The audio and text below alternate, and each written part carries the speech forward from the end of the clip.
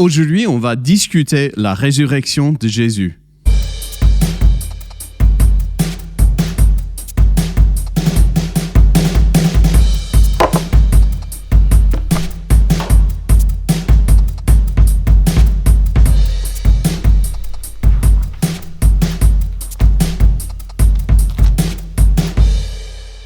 Bonjour et merci d'être là avec nous. On est content que vous soyez là. Avant d'aborder ce sujet, je veux juste vous encourager à vous abonner à la chaîne YouTube et de liker cette vidéo. Merci beaucoup. Bonjour et bienvenue à La Confluence, un podcast qui cherche à faciliter la convergence de la foi, la Bible et l'actualité. Aujourd'hui, notre sujet, c'est la résurrection de Jésus. Vu qu'on vient de fêter la Pâque, on a trouvé que c'est un sujet de l'actualité parce que pour les chrétiens, c'est l'un des sujets les plus centraux à notre foi. D'abord, on voit qu'il y a beaucoup de gens qui ont peut-être du mal à accepter une résurrection physique et même avant de commencer à présenter les preuves, de discuter quand on dit la Bible, il faut commencer avec ce qu'on appelle l'épistémologie, c'est-à-dire comment est-ce qu'on sait ce qu'on sait. Par exemple, la Terre est ronde. Comment je le sais ? C'est la science qui me dit. J'utilise la science comme preuve, comme source d'information pour tout ça. C'est pertinent parce que justement, quand on commence à discuter ce qu'on va appeler le surnaturel, il faut savoir d'où viennent nos sources de connaissances. Et si on commence déjà a priori se disant qu'une résurrection n'est pas possible, c'est même pas la peine de continuer à regarder ou de continuer à discuter ce sujet, parce que si a priori on ne croit pas dans la résurrection comme une possibilité, oui, si on ne croit pas à la possibilité de miracle, déjà c'est mort. Parce qu'on ne pourra pas accepter, on va toujours chercher à expliquer par des moyens naturels entre guillemets, la disparition du corps de Jésus, du tombeau. Et c'est ça où il faut se remettre en question et se demander, suis-je ouvert à la possibilité qu'il y a eu l'interaction de Dieu, d'abord que Dieu pourrait exister, et deuxièmement qu'il aurait pu ressusciter quelqu'un d'entre les morts. Et si on peut commencer en acceptant que c'est possible, c'est là où on peut bien évaluer les preuves. Mais si on ne peut pas accepter ça, ça ne sert à rien. Et il y a beaucoup qui essaient de prouver l'existence ou l'historicité de la résurrection qui, enfin, rate ou échoue parce que la personne avec qui ils parlent ne peut pas accepter la possibilité de miracle. Voilà, c'est la première chose à discuter. Quand on parle de la résurrection de Jésus, il y a quelques présumés déjà en jeu. C'est que d'abord, Dieu pourrait exister et deuxièmement, qu'il peut agir de façon surnaturelle. Mais voilà, c'est ça qu'il faut vraiment tenir en compte si on veut avoir une discussion franche sur la résurrection. Ce que je veux distinguer, c'est qu'on parle souvent de Pâques et le sujet, c'est la résurrection de Jésus, bien sûr, mais c'est aussi ce sujet de la Pâque. Ce qu'on voit souvent dans les églises protestantes évangéliques, c'est un mélange entre le vendredi saint, même peut-être le jeudi saint, le vendredi saint et la Pâque. Et c'est intéressant parce que dans le calendrier, dans la liturgie traditionnelle, il y a une grosse différence dans ces jours-là. Parce qu'il y a une différence entre ce qui s'est passé le vendredi saint et ce qui s'est passé le matin de Pâques. Et ce que je veux dire par ça, c'est justement que le vendredi saint, Jésus a été crucifié. Il y a quelque chose qu'on gagne qui est le produit de sa crucifixion. Mais le dimanche matin, le jour de Pâques, Et il y a quelque chose d'autre qui s'est passé, c'est la résurrection de Jésus. Et il y a une différence entre ce qui se passe dans la résurrection, théologiquement, je veux dire, et ce qu'on gagne dans la résurrection et ce qui se passe dans la crucifixion. Et la crucifixion, ça sert à nous pardonner. C'est Jésus qui a pris notre place pour notre péché. Il a payé le prix, la dette que nous ne pouvions jamais payer. Il l'a payé pour nous et il a pris la punition de Dieu à notre place. Et ça gagne le pardon de nos péchés. C'est parce qu'il a fait qu'on a été pardonné de tous nos péchés. Et ça veut dire que toutes les mauvaises choses qu'on a fait, toute la distance entre nous et Dieu a été pardonnée. Il n'y a plus de blocage théorique dans notre relation avec Dieu. Merci Seigneur. Mais il y a quelque chose de différent qui est gagné. C'est pas toujours évident à faire la différence pour les évangéliques le dimanche matin. Quand Jésus est ressuscité, c'était pas pour nous pardonner de notre péché, parce que ça a déjà été fait. Ce qu'on gagne avec Jésus et sa résurrection, c'est cette nouvelle vie. Comme dit 2 Corinthiens 5, 17, nous sommes une nouvelle créature. L'ancien est parti et le nouveau est arrivé. C'est-à-dire que la résurrection, en participant dans sa résurrection, on gagne une nouvelle on est fait une nouvelle créature. Et ça fait toute la différence. C'est pas pour dire l'un est plus important que l'autre, c'est juste pour dire qu'il y a une différence entre les deux.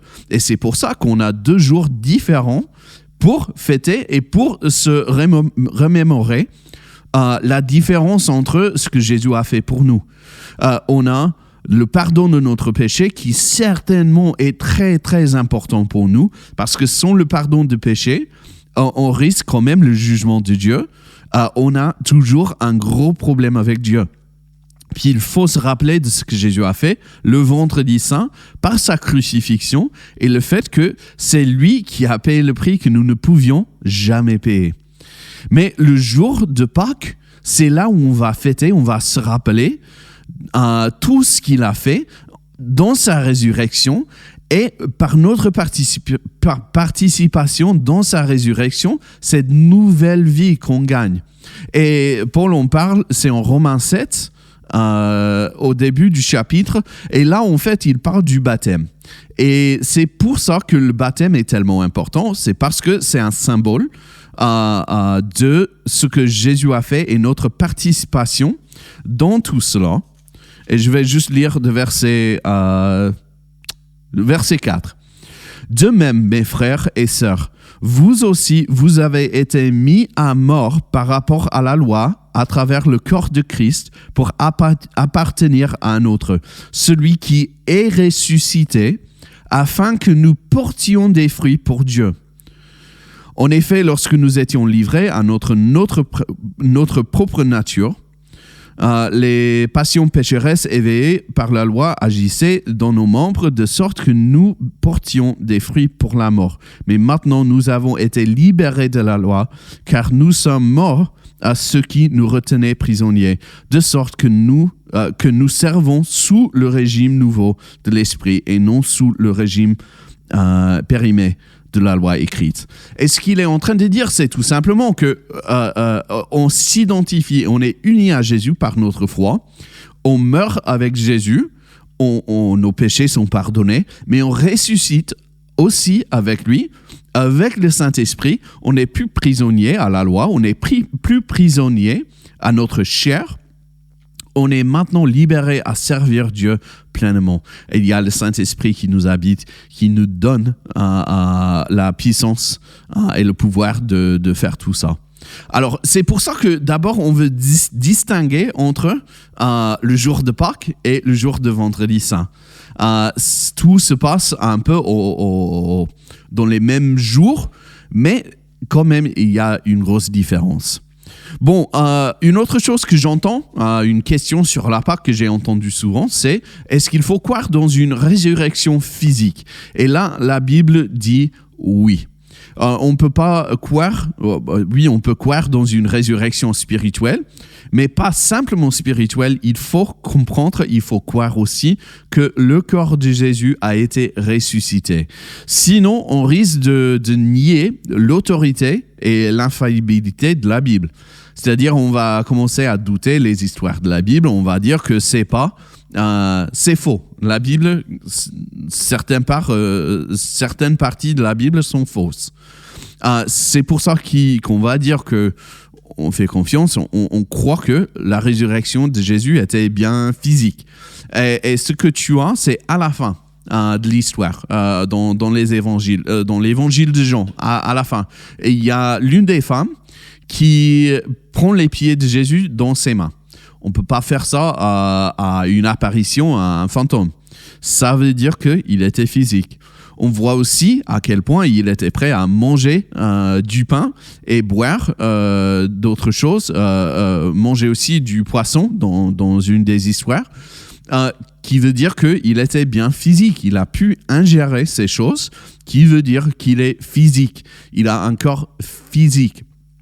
Après, il y a l'histoire avec les disciples qui ont voyagé un peu sur la route vers Emmaüs, qui ont compris qu'il était bien physique. Et tu as aussi cette histoire, j'aime bien cette histoire de Thomas dans les évangiles, où Thomas, l'un des disciples, dit « Je ne vais pas croire si je ne peux pas mettre mes doigts dans les trous ». Et puis, juste après l'apparition entre guillemets de Jésus, il apparaît et il demande à Thomas de mettre ses doigts dans les trous dans son corps. Thomas, voyons que c'est vrai, c'est pas juste une hallucination, c'est pas juste une apparition, il n'est pas un fantôme. Il voit la réalité de sa résurrection physique et il tombe devant lui, disons, mon Dieu et mon Seigneur. Et voilà, tu vois à quel point la Bible témoigne du fait que la résurrection est physique. On ne peut pas simplement dire Jésus est ressuscité dans mon cœur, je crois. Et il faut, en tant que chrétien, croire que Jésus a été ressuscité physiquement. Et ça se rejoint à ce qu'on disait au début, le fait que si on ne croit pas que Dieu existe ou on ne croit pas que Dieu peut agir de façon surnaturelle, on ne va jamais pouvoir croire dans la résurrection, surtout pas physique. Mais voilà, c'est pour ça. Voilà, j'ai lu un livre il y a un moment qui a été qui m'a beaucoup touché, ça m'a beaucoup influencé. C'est un livre qui s'appelle Jésus l'enquête. Et dans ce livre, il y a une partie dévouée à toutes les preuves. C'est l'auteur qui était agnostique ou athée au début, qui cherchait à prouver que le christianisme est faux. Qui a fait toutes ces enquêtes. Il a parlé avec des gens qui s'y connaissent dans la médecine, dans l'histoire et tout ça, pour essayer de prouver que Jésus n'a pas été ressuscité.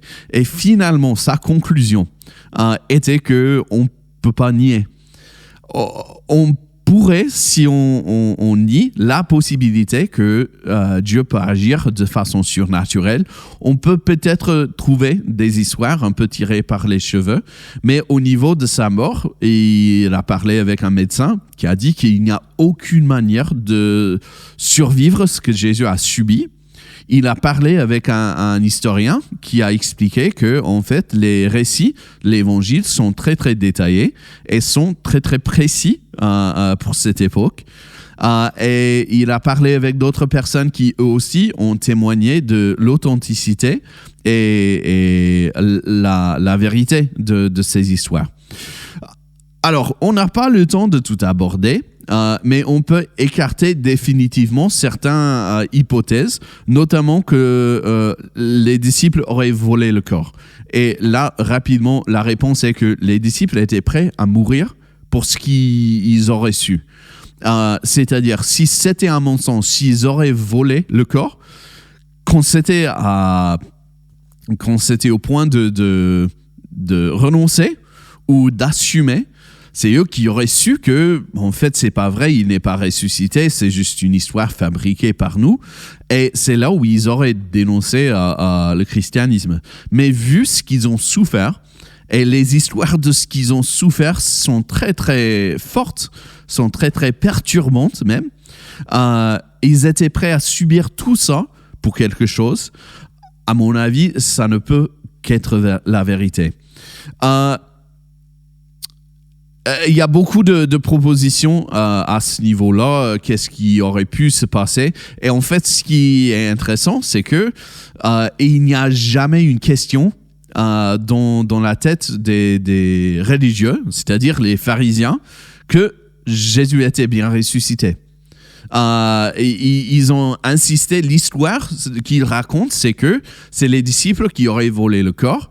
On a vu à quel point que j'y crois pas. C'est un peu tiré par les cheveux, vu ce que les disciples ont tous dû subir. Mais leur histoire, c'est jamais, il n'a pas été ressuscité. Ils acceptent déjà le fait que le corps n'est plus là. En tout cas, il y a beaucoup de choses qu'on peut dire là-dessus. Je veux vous encourager, si vous avez des questions, de lire ce livre-là, L'Enquête par Lee Strobel. Jésus, l'Enquête par Lee Strobel. Et il y a beaucoup de réponses à ces questions. Voilà. La raison que tout ça, c'est tellement important, c'est parce que pour moi, la résurrection de Jésus, c'est la pierre angulaire. On ne parle pas d'une philosophie chrétienne, on ne parle pas d'un train de vie, on parle carrément d'une nouvelle, un fait qui s'est produit à un moment donné. Et si c'est vrai, si Jésus a vraiment été ressuscité d'entre les morts de façon si glorieuse que les disciples ont été inspirés à aller jusqu'à leur mort pour poursuivre cette mission, à mon avis, ça change tout. J'ai eu des moments dans ma vie quand j'ai douté, quand je me demandais si j'allais pouvoir continuer dans ma foi, à tenir bon, si je voulais juste abandonner. Et franchement, il y a eu des moments où il n'y avait plus rien pour me convaincre. Je voulais quitter la foi, mais c'est ce fait historique, le fait que Jésus a été ressuscité, qui pour moi a été la pierre angulaire, la fondation. Parce que si ça c'est vrai, et je crois fortement que ça c'est vrai, que c'est indéniable, que toute autre chose commence à se mettre en place. Je veux vous encourager, c'est un sujet très très très important.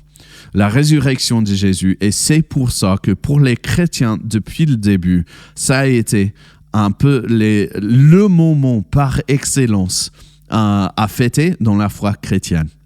C'est tout ce que nous avons pour aujourd'hui. Si vous avez des questions, je vous encourage à les mettre dans les commentaires et on va chercher à y répondre. N'oubliez pas de vous abonner à la chaîne et de liker cette vidéo et à la prochaine.